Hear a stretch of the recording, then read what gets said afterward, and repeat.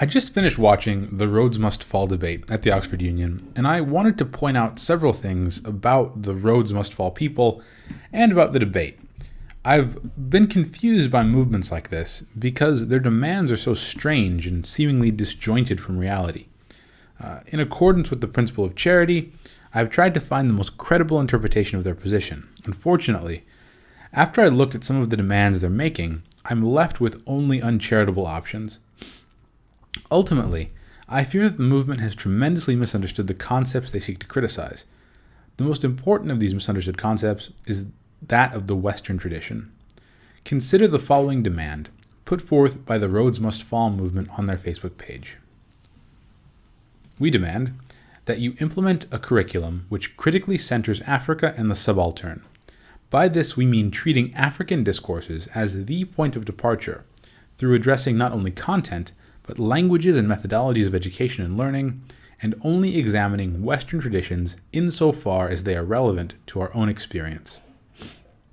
This demand is both absurd and revealing.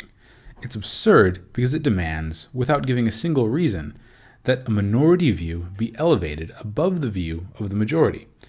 Ironically, this desire parallels the kind of domination that these activists so deplore from colonial times.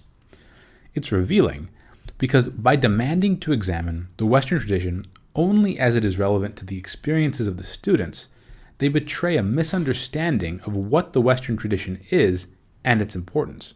In particular, they act as though the Western tradition is just as good as some unnamed African or alternative tradition. Let us say this loud and clear. The intellectual tradition of the West is superior to nearly all other traditions. And really, no other traditions have even come close.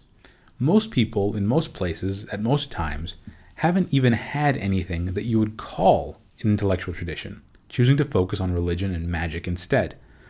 In this sense, I am an unapologetic Western chauvinist, as we should all be. Not all traditions are created equal, and the Western tradition is that tradition which has been most successful at discovering the truth about the world. Other traditions have been free to compete in this, and they have failed to describe and understand the world with equivalent accuracy. This excellence of understanding is what has given the West its cultural and technological ascendancy. I would argue that this extends even to aesthetics, but we will not treat of that here. The bright side is that this cultural chauvinism comes with total racial indifference. The truth that has been discovered by methodologies birthed in the West, modern medicine, science, technology, logic, mathematics, and etc., is true for all people irrespective of their origins. It is not, in any meaningful sense, truly Western. It is not the possession of white people, or Greeks, or Romans, or the British. It is the possession of all reasonable people. This is why there is no African science, but only science.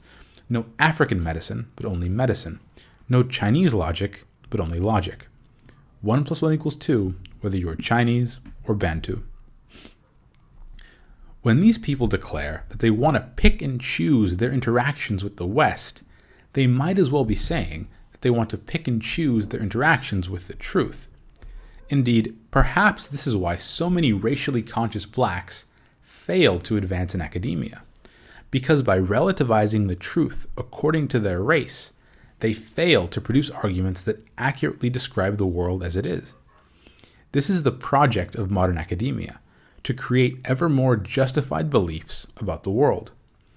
But the world remains, no matter your color, and the goodness of your arguments does not hinge on your skin color or perspective. If you think it does, then you are very likely to produce bad arguments. It is unpleasant, but it is true.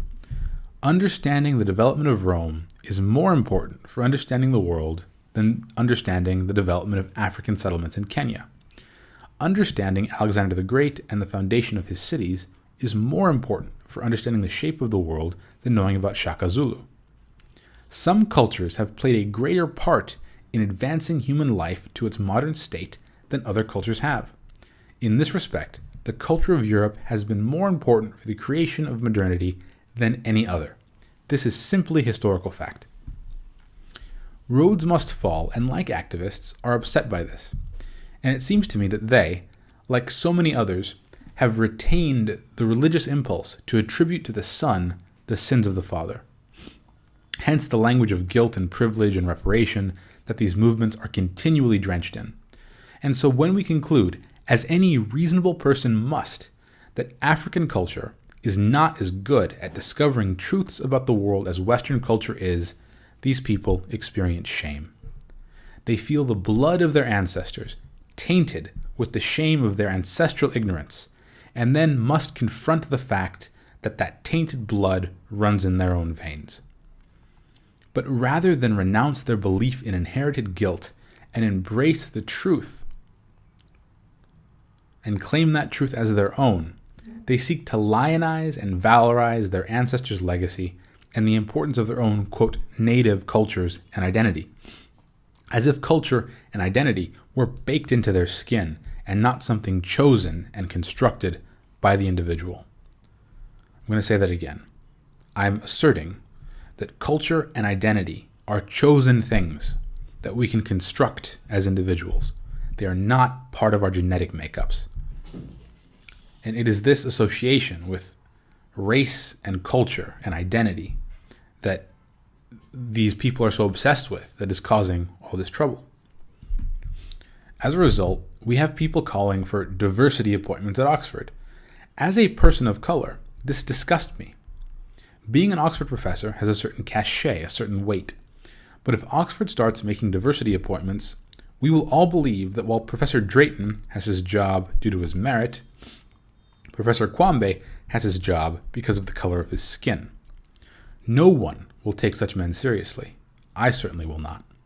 The appointees themselves will always wonder if they could have made it on their own merits, rather than on the merits of their political expediency.